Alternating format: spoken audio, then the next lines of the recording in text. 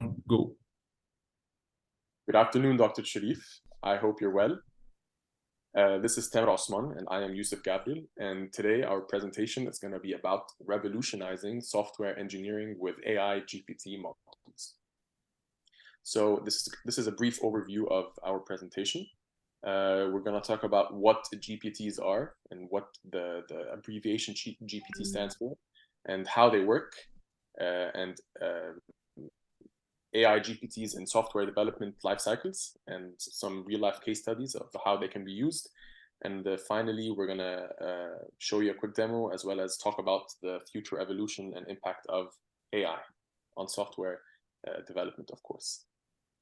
So what are GPT models? GPT, or Generative Pre-trained Transformers, are a class of AI language models designed for natural language understanding and generation tasks.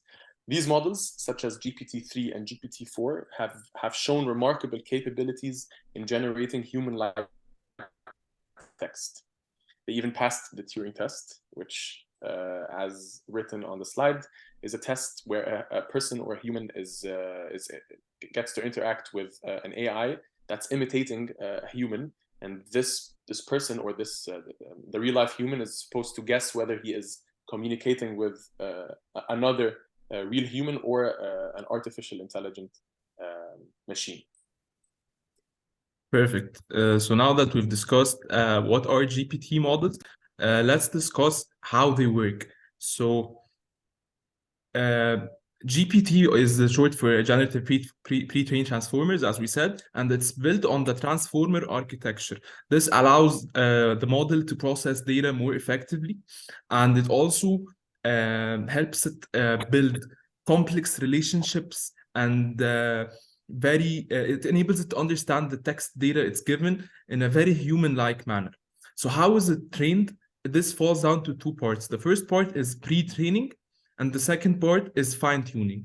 Pre-training happens when the model receives a huge text input from the internet and other sources that enables it to build long-range dependencies between the text, and it learns grammar, it learns facts, and it even learns how to reason and respond in a reasonable fashion. This is done by predicting the next word in a sentence, given the context of the preceding words. This is obviously an unsupervised learning method, and it enables it to acquire a broad range understanding of language and context. Once the pre-training is complete, we then go to the fine-tuning. This is done for specific tasks so that the model can adapt the generalized knowledge it has to a specific requirement for this task. So the combination of pre-training and fine-tuning enables GPT models to perform a wide range of tasks in software engineering and beyond. All right, now moving on to the use of GPTs in the software development lifecycle. In front of you are 4 examples of the usage of GPT, and we're going to go through them really quickly one by one. So the first one is requirement analysis, and it's one of the most critical aspects of software engineering, as you already know, of course. GPTs can be used to assist in this process by analyzing user feedback, documentation, and other natural language inputs to help developers better understand the requirements and needs of their users. For example, a GPT could analyze customer support tickets and automatically categorize them by feature or issue, giving the developers insights into which areas of the product need improvement.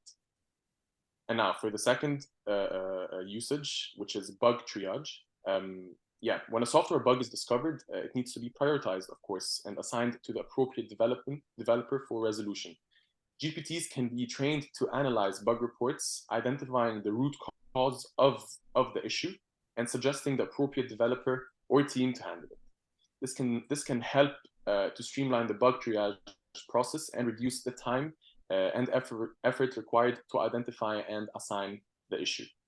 And now for the third usage, which is quality assurance. GPTs can be used to analyze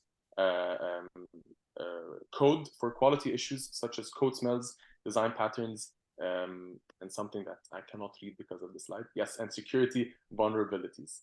We're gonna, talk about these three real quickly. Code smells detection, and GPTs can be trained to detect code smells, which are coding practices that are often considered to be indicative of deeper design problems. For example, GPTs can be trained to identify long methods or classes and complex conditionals and duplicated code. And for design and pattern analysis, GPTs can be used to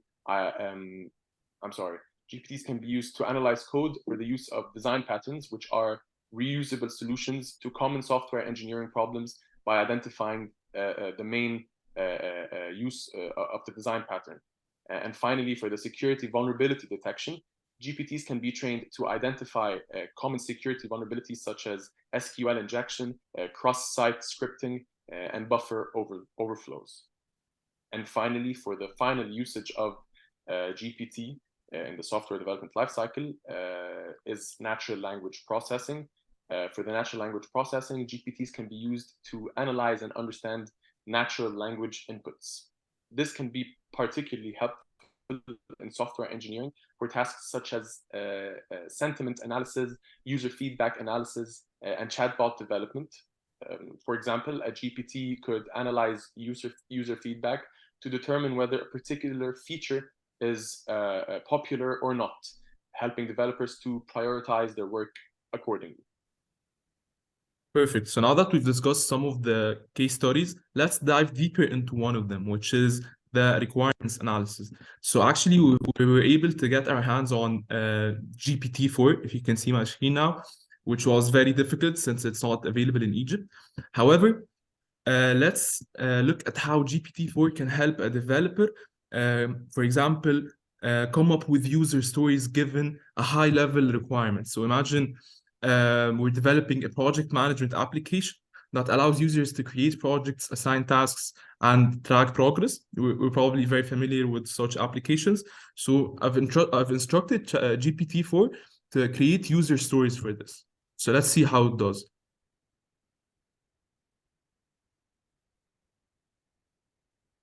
So now we can see that it's starting to create some very reasonable user stories. And obviously, the developer is not going to just take this and start working on it right away. Obviously, human oversight is still something that's going to persist. But it's definitely something that's going to help the developers optimize their work, be more efficient, save costs from an organizational perspective as a whole, and overall do more work and do more creative work other than repetitive tasks such as these that are somehow can be automated. So now we actually see that it's developing more than 10 user stories. I'm actually going to ask it now to stop generating, and I'm going to ask it to transform these user stories into some actual use cases.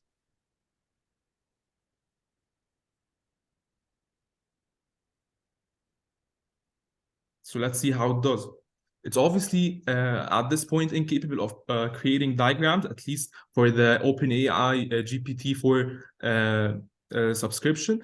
For the API, for the OpenAI API, it can actually understand images and create images using the DALL-E model, for example. But for this specific end consumer provided interface by OpenAI, it's not capable of providing diagrams. However, we're seeing it's actually for each use case, it's giving a title, the actors involved, the actions that are going to be done by those actors.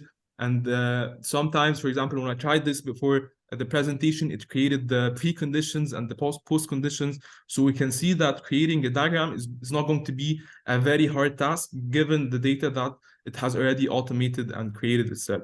So this is obviously one very interesting application of GPT models in the software development lifecycle. So this begs the question: what's the future going to be like for GPT and AI in general in software engineering? Well, obviously, as we see, it's not that hard to imagine that very soon GPT models can create the diagrams themselves, for example, for use cases.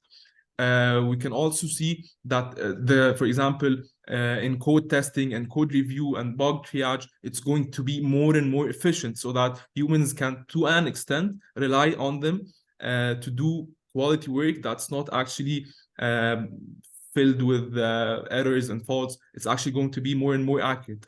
And we can expect it to be integrated with software development tools. Like, for example, now I've opened the website for OpenAI and entered my prompt, but in the near future, you can expect these kind of tasks to be integrated into the software development tools. So instead, it's going to be more efficient this way. We can expect that, for example, speech to text applications can be integrated so that the developer can talk with the AI and ask it to do, for example, a certain task while they are working on something else. But this is obviously not without challenges, concerns, and limitations. This, of course, raises some privacy issues, for example. We've seen that developers, I think last week in Amazon, were instructed by the management not to use OpenAI GPT because the data it inputted to the model was actually leaked to other sources, and this is obviously a very confidential circumstance. We're seeing, for example, some biases that occur. So if there's a certain bias, since this is obviously trained on huge data, if there's, for example, a certain human bias, for example, like preferring some race over others or something, these things, although are being tackled, they still persist. So obviously, the future of GPT models in software engineering, it's going to be revolutionizing the industry. And by the way, this slide deck we're using is actually created by an AI tool called Gamma. In the spirit of using AI and GPT, we were able to just give it the text and it created for example, this slide, I told it to remove the text and add just the blocks. So it's very interesting what's going on. And we can expect the future to be more efficient, more optimal, and for humans to work on things that really matter. So that's it. These are the references. You can just press on the links. And thank you for listening to our presentation. Thank you very much.